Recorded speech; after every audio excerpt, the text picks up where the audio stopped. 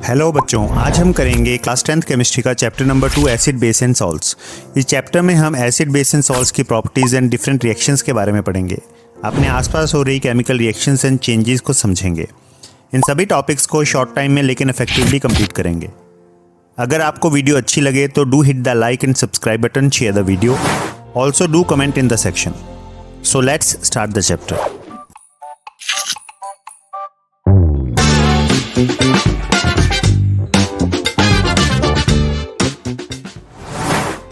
आपने previous classes में पढ़ा होगा कि जो एसिड होते हैं वो सोर होते हैं, मतलब कि खट्टे होते हैं, और जो बेस होते हैं वह बिटर इन टेस्ट होते हैं, यानी कि कड़वे होते हैं, एंड सॉल्ट्स नमकीन होते हैं। इस चैप्टर में हम डिटेल में एसिड बेस एंड सॉल्ट्स के बारे में पढ़ेंगे। फर्स्ट टॉपिक है acid base indicators. Acid base indicators वे सब्सटेंस होते हैं जिनके कलर या ऑर्डर यानी रंग या स्मेल में चेंज होने से हमें पता चलता है कि सॉल्यूशन एसिड है या बेस। ये इंडिकेटर्स 3 टाइप के होते हैं: natural, synthetic and olfactory. First one is natural indicators. Natural indicators nature में प्रेजेंट होते हैं।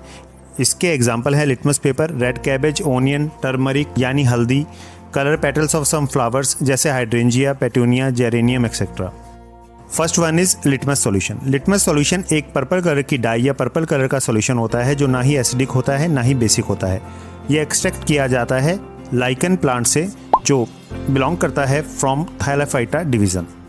ये नेचुरली पर्पल होता है कलर में, एसिड के साथ ये रेड हो जाता है और बेस के साथ ब्लू हो जाता है। अगला नेचुरल इंडिकेटर है लिटमस पेपर। लिटमस पेपर एक फिल्टर पेपर होता है जिसको ट्रीट किया जाता है लाइकन सॉल्यूशन से। इसके 2 टाइप्स हैं, blue colour litmus paper and red colour litmus paper.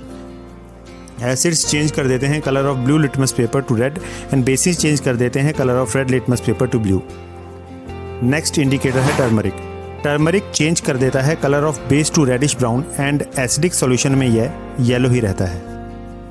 आपने नोटिस किया होगा कि जो वाइट क्लोथ्स पर सब्जी के दाग जिसमें हल्दी होती है उसके ऊपर अगर हम सोप अप्लाई करें तो उसका कलर रेडिश ब्राउन हो जाता है। सोप बेस होता है और टर्मरिक बेस को रेडिश ब्राउन कर देता है।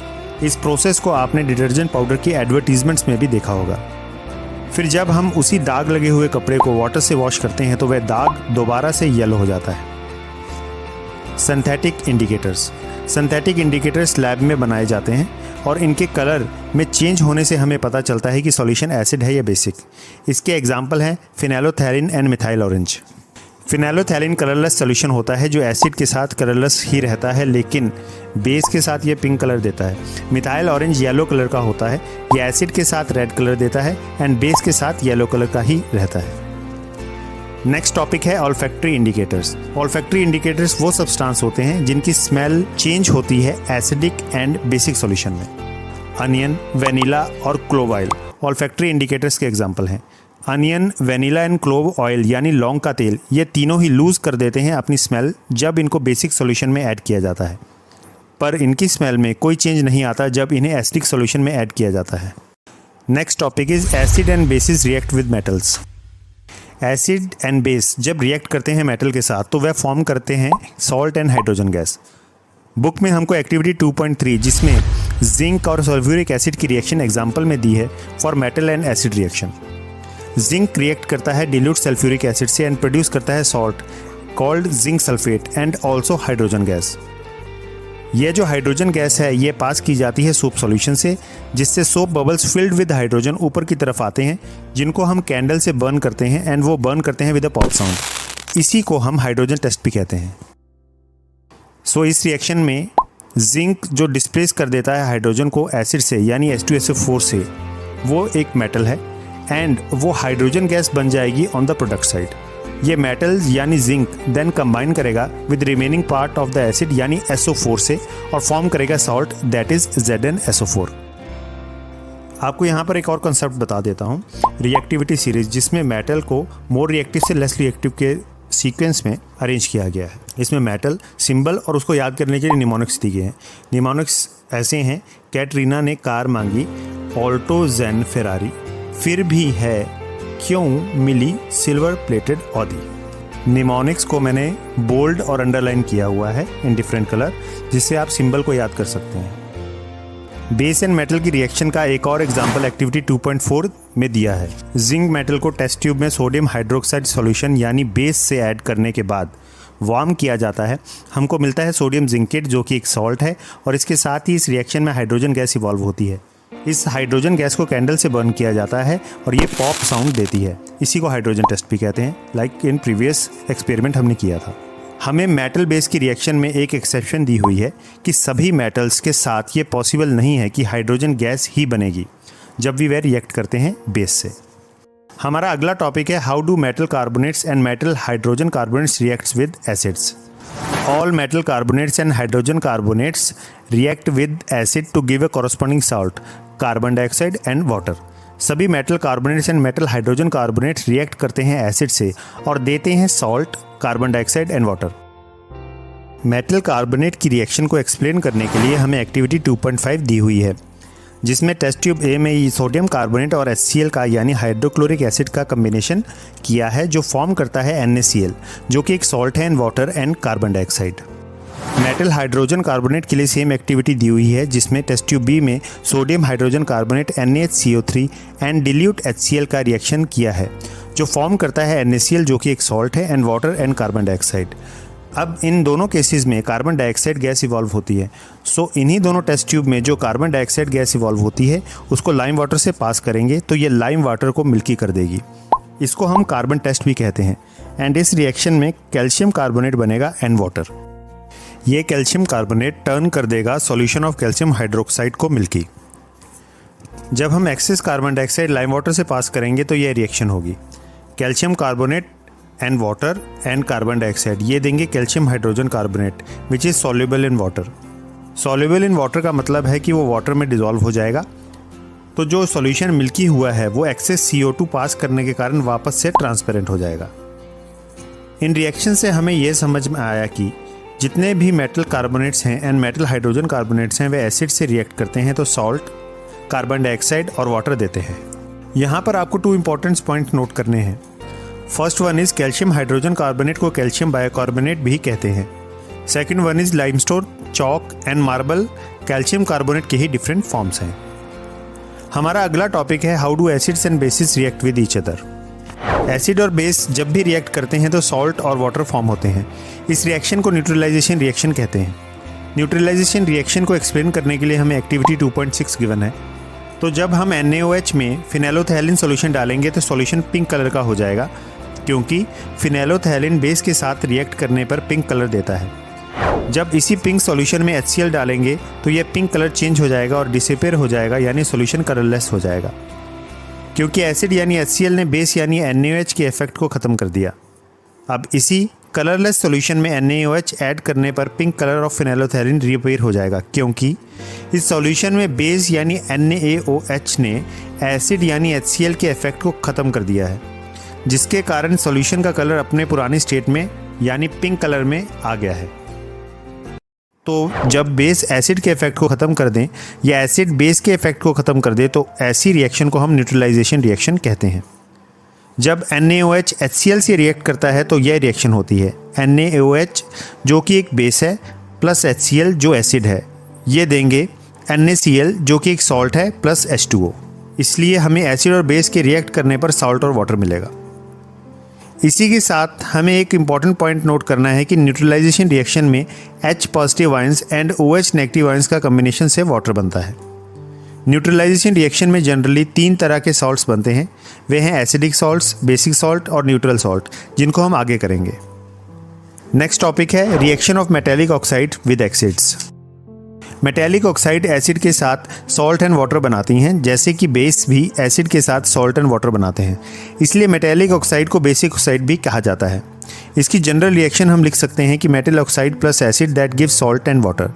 मेटल ऑक्साइड एंड एसिड की रिएक्शन को एक्सप्लेन करने के लिए हमें एक्टिविटी 2.7 दी है, जिसमें small amount of copper oxide में ऐड किया जा रहा है डिल्यूट हाइड्रोक्लोरिक एसिड या HCl, जिसको स्लोली स्टीयर करते हुए हम ऐड कर रहे हैं। इसकी रिएक्शन ये है, कॉपर ऑक्साइड यानी metallic oxide and hydrochloric acid यानी एसिड को कम्बिनेशन होने पर हमें मिलेगा कॉपर क्लोराइड जो कि एक सॉल्ट है एंड वाटर। जो सॉल्यूशन है वह ब्लू ग्रीन कलर का हो जाएगा due to the presence of copper chloride. Next topic is reaction of non metallic oxide with base. Non metallic oxide with base बनाती है सॉल्ट एंड वाटर। ये similar reaction है जो बेस और acid में होता है। इसलिए नॉन मेटेलिक ऑक्साइड को एसिडिक ऑक्साइड भी कहते हैं, क्योंकि ये बेस के साथ रिएक्ट करके सॉल्ट एंड वाटर बनाती है। कार्बन एक नॉन मेटल है जिसकी ऑक्साइड है कार्बन डाइऑक्साइड, जो नॉन मेटेलिक ऑक्साइड है। यह सोडियम हाइड्रोक्साइड के साथ रिएक्शन करने पर बनाती है Na2CO3 यानी सोडियम कार्बोनेट, जो कि एक सॉल्ट है, एंड वाटर। नेक्स्ट टॉपिक है what do all acid and all basis have in common. Metal and acid reaction वाली एक्टिविटी 2.3, जिसमें जिंक को सल्फ्यूरिक एसिड से ऐड किया था, उसमें हमने देखा कि acids generate hydrogen gas on reacting with metals. So hydrogen seems to be common to all acids. मतलब कि जब भी एसिड रिएक्ट करेंगे मेटल के साथ तो हाइड्रोजन गैस बनेगी ही। अब हम एक्टिविटी 2.8 में glucose, alcohol, hydrochloric acid, sulphuric acid etcetera अलग अलग सोल्यूशन लेते हैं एंड कनेक्ट करते हैं नेल्स को टर्मिनल ऑफ 6 वोल्ट बैटरी के साथ, जो बल्ब से कनेक्ट होंगे थ्रू स्विच, जैसे शो किया गया है फिगर में।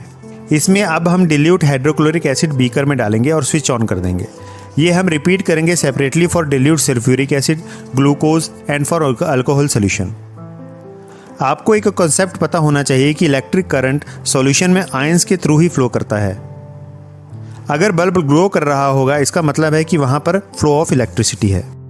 The bulb will start glowing in case of acids, but ये ऑब्जर्व करेंगे कि ग्लूकोज और अल्कोहल सोल्यूशन से ये कंडक्ट नहीं कर रहा है इलेक्ट्रिसिटी। हमें पता है कि कैटाइंस या H पॉजिटिव आयंस प्रेजेंट होते हैं एसिड में, या हम ऐसे कह सकते हैं कि एसिड प्रोड्यूस करते हैं हाइड्रोजन आयंस इन सॉल्यूशन, जो रिस्पॉन्सिबल होते हैं एसिडिक प्रॉपर्टीज़ के लिए। इसी तरह बेसिस में होते हैं OH negative ions that are responsible for basic properties. HCl solution में इलेक्ट्रिसिटी कंडक्ट होगी, क्योंकि HCl एक आयनिक कंपाउंड है जिसमें H positive ions and Cl negative ions हैं। ये H positive ions are responsible for flow of current, जबकि glucose ions form नहीं करेंगे क्योंकि वो एक कोवेलेंट कंपाउंड है एंड बल्ब ग्लो नहीं करेगा। सो इस रिएक्शन से हमें ये पता चला सभी एसिड्स में कॉमन क्या चीज़ एक होती है। सभी एसिड्स में H पॉजिटिव आयंस होते हैं, लेकिन जो H पॉजिटिव आयंस की क्वांटिटी है वो डिफरेंट होती है डिफरेंट एसिड्स में, या H पॉजिटिव आयंस ही रिस्पॉन्सिबल होते हैं एसिडिक प्रॉपर्टीज़ के लिए। सभी बेसिस में OH नेगेटिव आयंस होते हैं और उनकी क्वांटिटी डिफरेंट होती है डिफरेंट बेसिस में, और यही OH नेगेटिव आयंस रिस्पॉन्सिबल होते हैं basic nature of a base के लिए। आने वाली रिएक्शंस में हम समझेंगे कि एसिड एंड बेसिस के बीच में क्या क्या कॉमन है, जैसे कि एसिड और बेस रिलीज करते हैं आयंस जब भी वे वाटर से रिएक्ट करते हैं। सेकंड, एसिड और बेस को जब वाटर में डिसॉल्व किया जाता है तो एसिड H पॉजिटिव आयंस देते हैं और बेसिस OH नेगेटिव आयंस देते हैं। थर्ड, जब भी एसिड एंड बेसिस वाटर में डिसॉल्व होते हैं तो दोनों एसिड और बेसिस कैपेबल होते हैं आयंस को प्रोड्यूस करने के लिए, इसीलिए इनको इलेक्ट्रोलाइट्स बोला जाता है। फोर्थ पॉइंट, दोनों acid and bases neutralisation reaction करते हैं, ये हम आगे डिटेल में पढ़ेंगे। Fifth point, acid and bases organic भी हो सकते हैं और इनऑर्गेनिक भी। ये इसकी एक्सप्लेनेशन आपको आगे आने वाली क्लासेस और चैप्टर्स में मिलेगी। सिक्स पॉइंट, दोनों एसिड और बेसिस चेंज कर देते हैं कलर ऑफ लिटमस पेपर, जो हम पहले की स्लाइड्स में पढ़ चुके हैं। चलिए इन्हीं पॉइंट्स को अब हम एग्जाम्पल के साथ समझते हैं, जिसमें पहला टॉपिक है what happens to an acid and base in a water solution. इसके लिए हमें एक्टिविटी 2.9 दी गई है। जब हम NaCl एंड H2SO4 को ऐड करते हैं तो फॉलोइंग रिएक्शन होती है। 2NaCl जो कि एक सॉल्ट है, H2SO4 जो कि एक एसिड है, ये दोनों कंबाइन करके फॉर्म करते हैं 2HCl जो एसिड है प्लस Na2SO4 जो कि एक सॉल्ट है। इस HCl गैस को जो डिलीवरी ट्यूब से बाहर आती है उसको टेस्ट करते हैं with dry and wet blue litmus paper. HCl gas wet blue litmus paper से रेड कलर देती है, जबकि ड्राई ब्लू लिटमस पेपर से यह कोई भी चेंज नहीं दिखाती। वेट ब्लू लिटमस पेपर के केस में हमें रेड कलर आ रहा है, इसका मतलब एसिड बन रहा है। एसिड का मतलब है H पॉजिटिव आयंस बन रहे हैं, लेकिन वे सिर्फ वेट ब्लू लिटमस पेपर यानी जिसमें वाटर है उसी में बन रहे हैं, जबकि ड्राई ब्लू लिटमस पेपर में कोई भी इफेक्ट नहीं हो रहा है। इसको सिंपल भाषा में हम कह सकते हैं कि HCl में जो हाइड्रोजन आयंस प्रोड्यूस होते हैं in the presence of water ही होते हैं। ये जो फॉर्मेशन है H पॉजिटिव आयंस का फ्रॉम HCl मॉलिक्यूल्स वह in the absence of water नहीं हो सकता।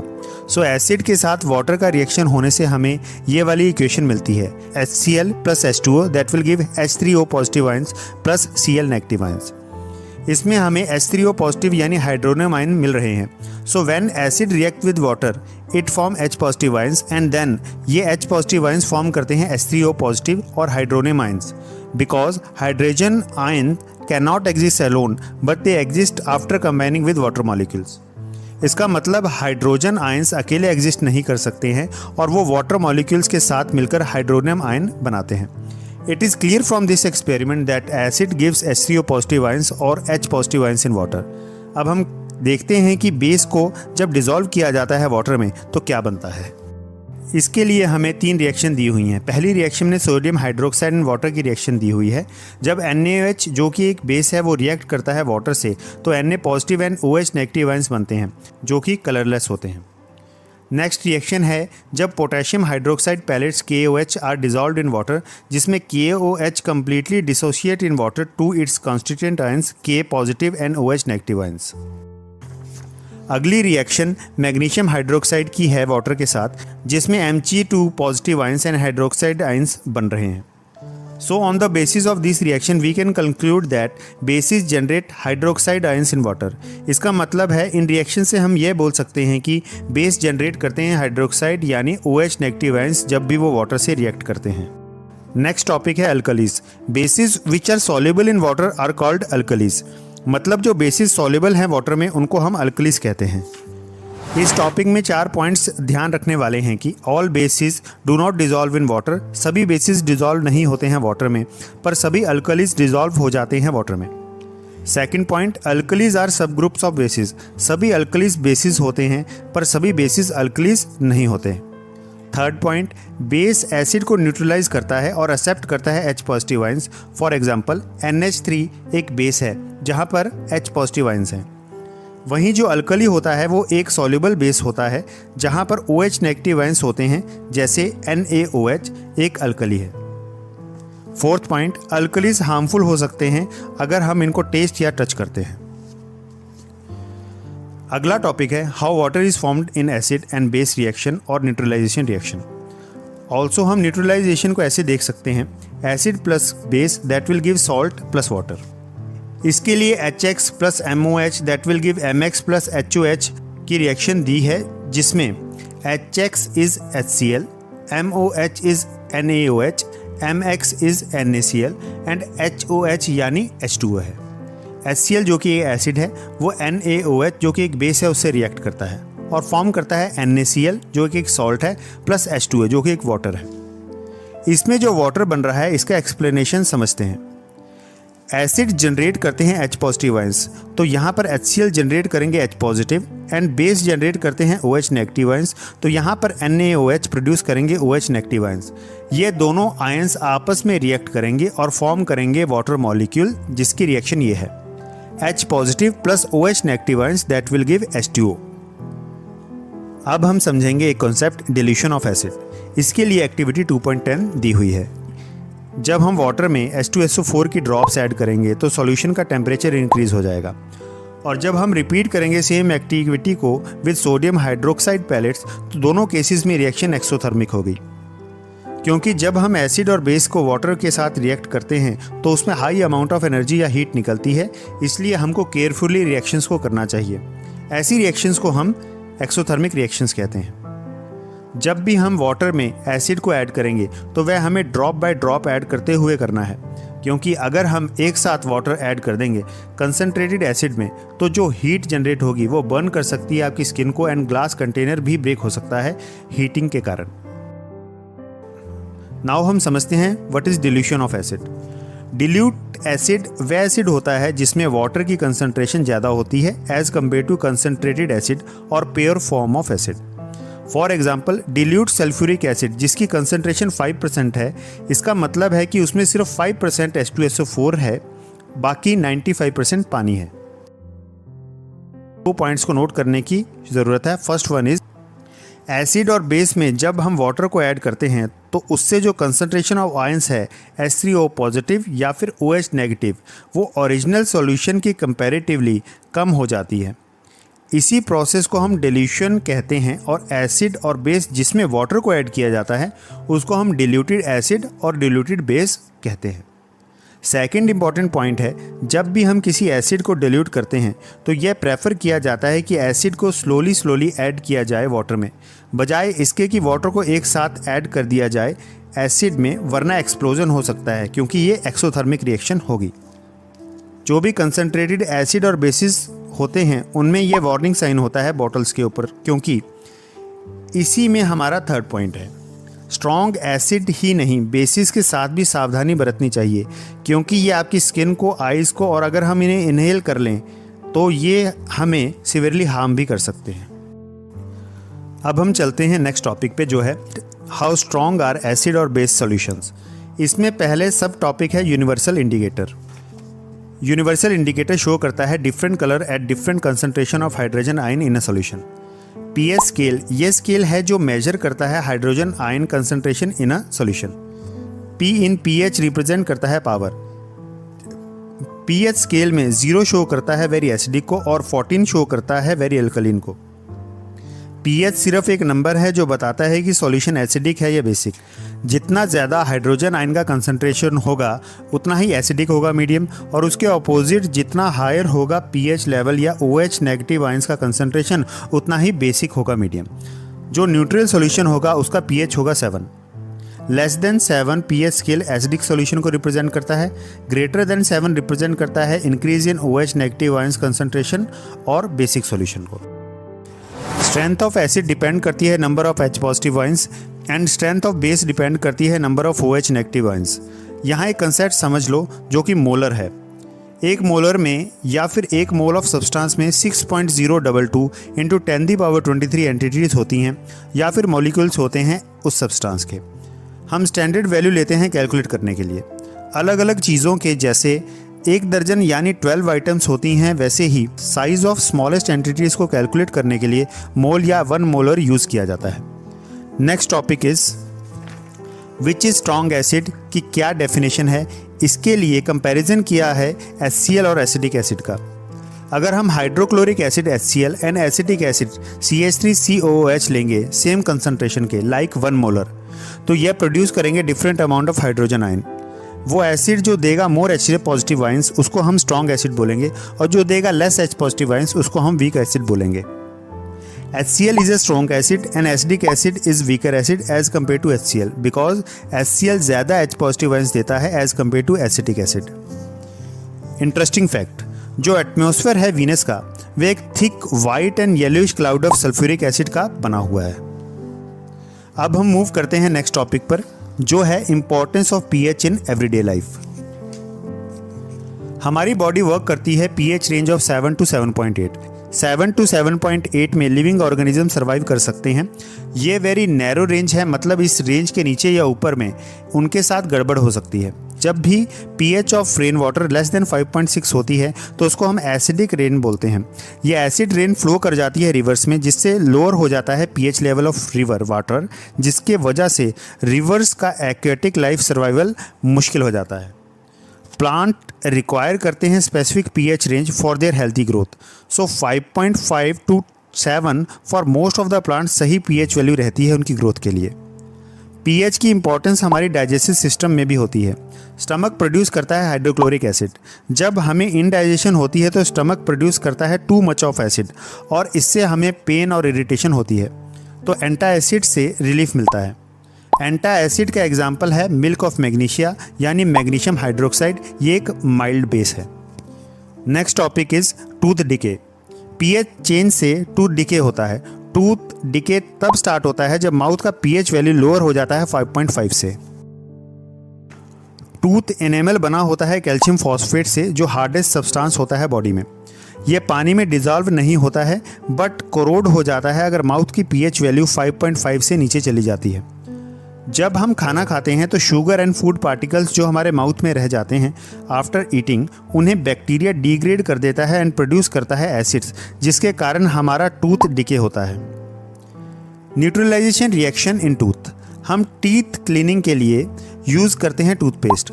Toothpaste generally basic in nature होते हैं जो न्यूट्रलाइज कर देते हैं एक्सेस एसिड को जो हमारे माउथ में रिस्पॉन्सिबल होता है टूथ डिके के लिए। Next is self defence by animals and plants through chemical warfare.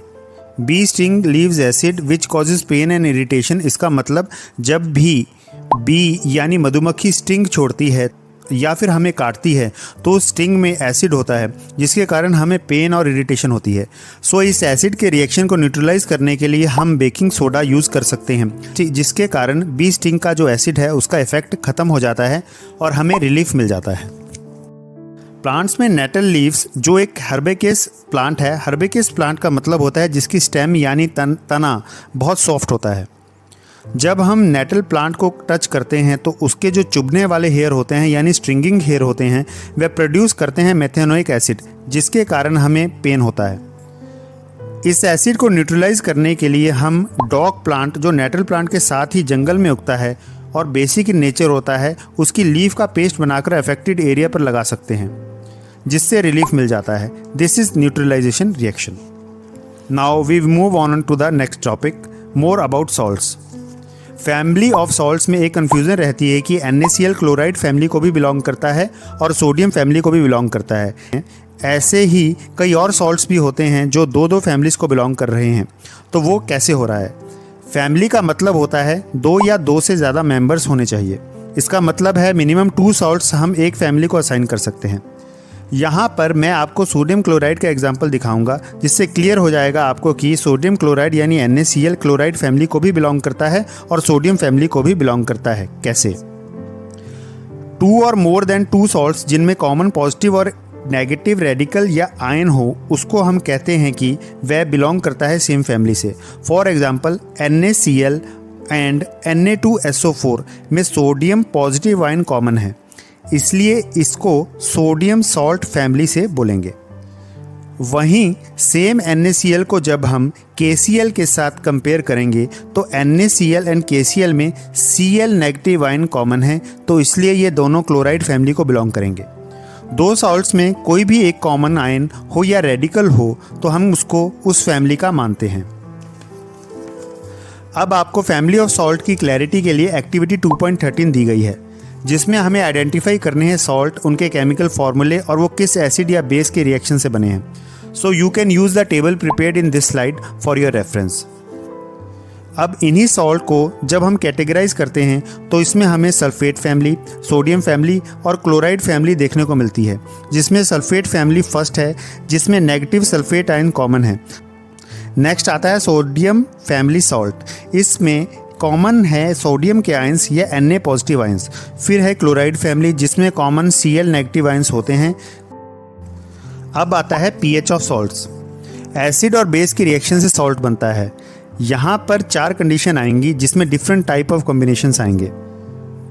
पहला कॉम्बिनेशन है स्ट्रॉन्ग एसिड और स्ट्रॉन्ग बेस का, जिसमें सॉल्ट न्यूट्रल बनेगा एंड उसकी pH वैल्यू 7 होगी क्योंकि वो फुली आयनाइज्ड हो जाएगा, न्यूट्रलाइजेशन रिएक्शन होगी। सेकेंड कंडीशन में स्ट्रॉन्ग एसिड होगा और बेस वीक होगा, इसमें pH लेस देन 7 आएगी और एसिडिक साल्ट बनेगा। थर्ड कंडीशन में एसिड वीक है और बेस स्ट्रॉन्ग है तो pH की वैल्यू ग्रेटर देन 7 आएगी और सॉल्ट बेसिक होगा।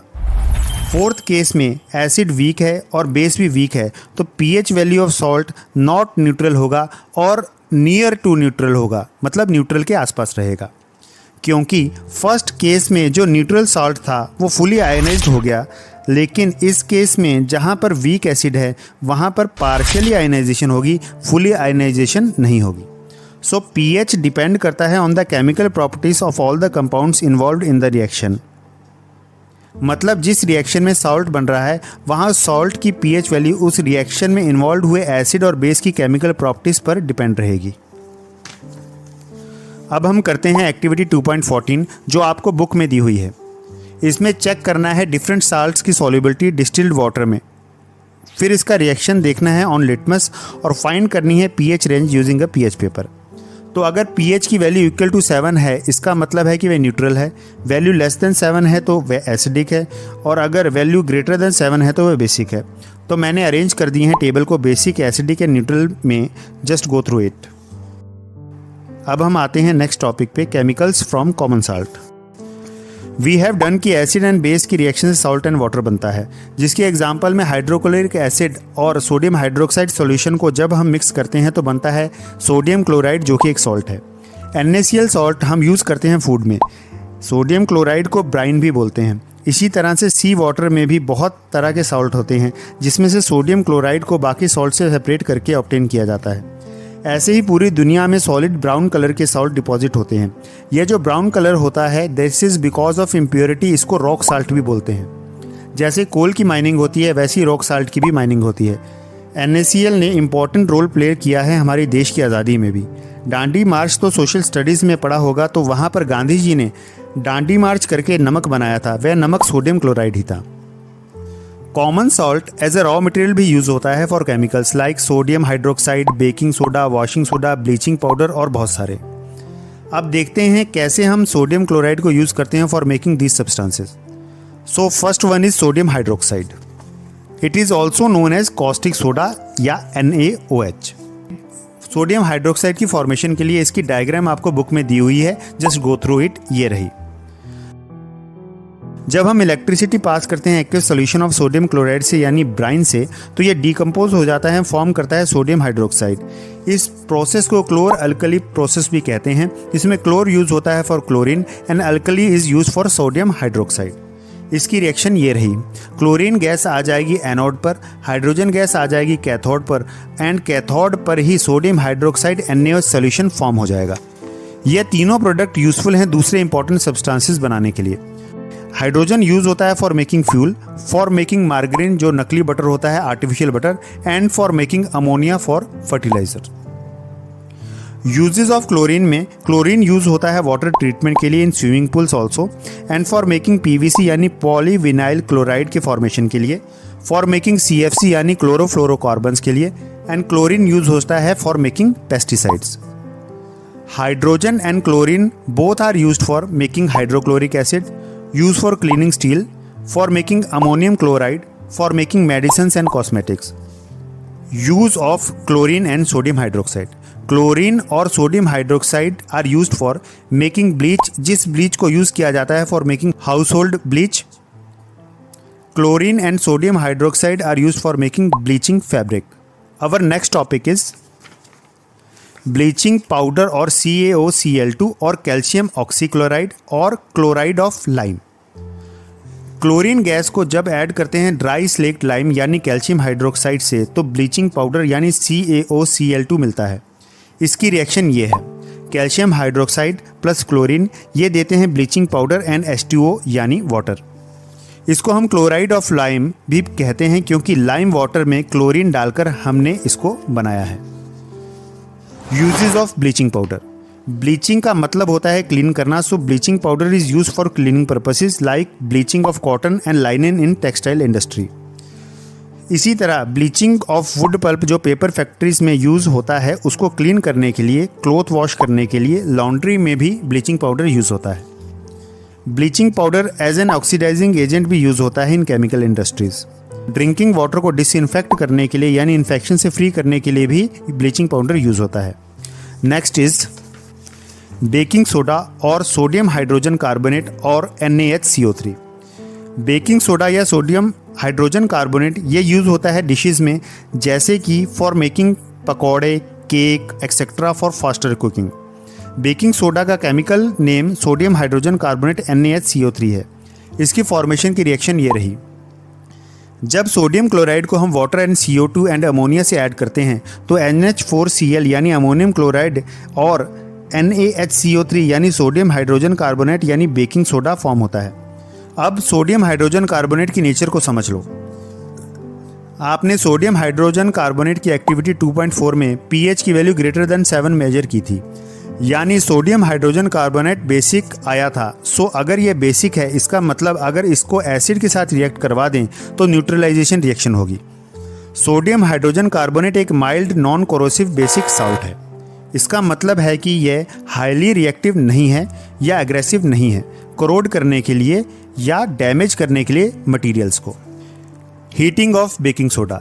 NaCO3 सोडियम हाइड्रोजन कार्बोनेट को जब हीटिंग करते हैं तो हमको Na2CO3 यानी कि sodium carbonate plus water plus carbon dioxide as product form होते हैं।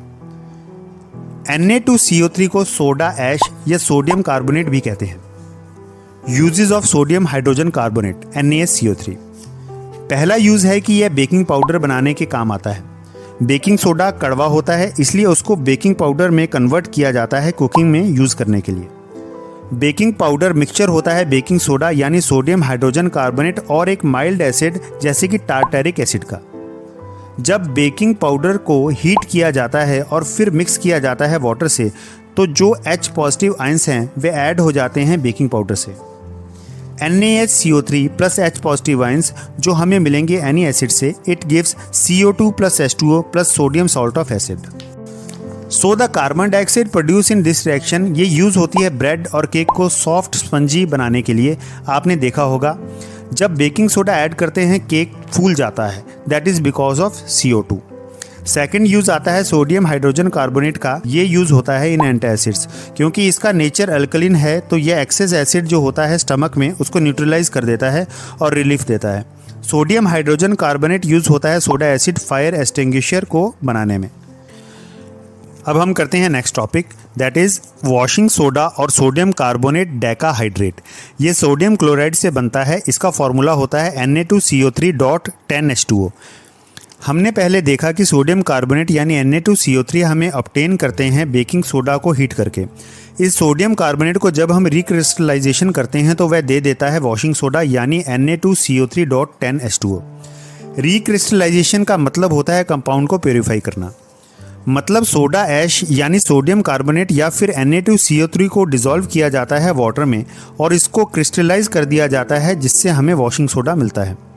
ये जो 10H2O होता है ये 10 मॉलिक्यूल्स ऑफ वाटर हैं, पर ये गीले नहीं होते, बल्कि ये pure white dry solid particles होते हैं जिसमें 10 वाटर मॉलिक्यूल प्रेजेंट होते हैं एक सिंगल यूनिट में विद सोडियम कार्बोनेट।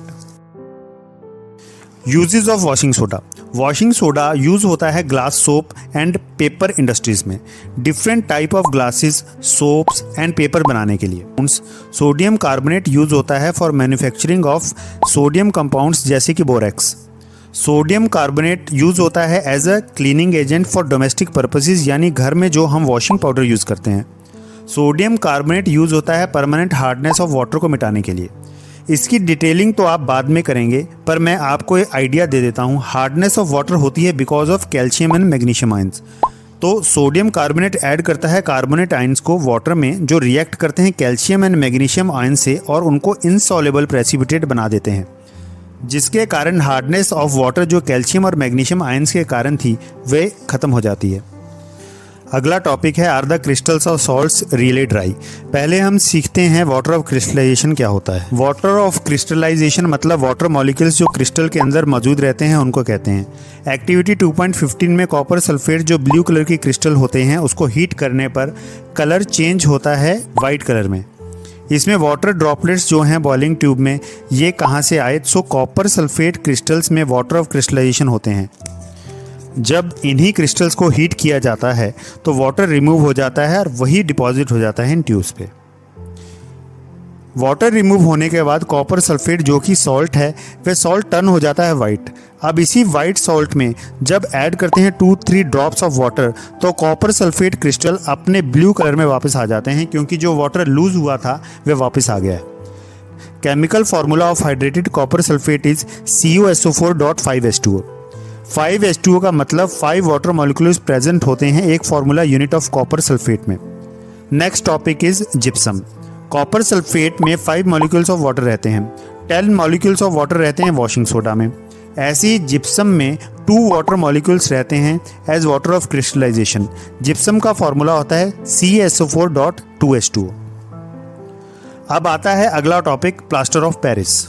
जिप्सम को अगर हीट करते हैं 373 केल्विन पर तो ये लूज कर देता है वाटर मॉलिक्यूल्स और बन जाता है कैल्शियम सल्फेट हेमीहाइड्रेट यानी CaSO4.12H2O।